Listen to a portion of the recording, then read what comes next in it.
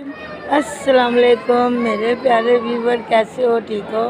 मैं एक शादी पर आई हूँ। ये बच्चा मुझे बहुत क्यूट लगा है तो मैं इससे बात कर रही हूँ। तो आप इसमें क्या नाम है बेटे का? क्या? नेहान। माशाल्लाह, बहुत प्यारे बेबी हो। अस्सलाम वालेकुम, कैसे हो? ठीक हो? पढ़ते हो स्कूल में?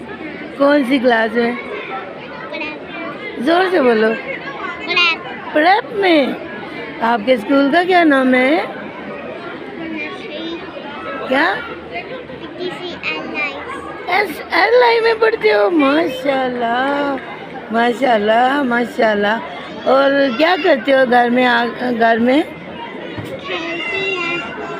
क्या क्या खेलते हैं? मामा को तंग तो नहीं करते? नहीं। शाबाश, ये बहुत क्यूट बच्चा है। अल्लाह ताला इसको सेहत बरकत वाली ज़िंदगी दे। मुझे कमेंट करके ज़रूर बताइएगा कि आपको ये बेबी कैसा लगा है। ओके बेटा, अल्लाह हाफिज़। अस्सलाम वालेकुम।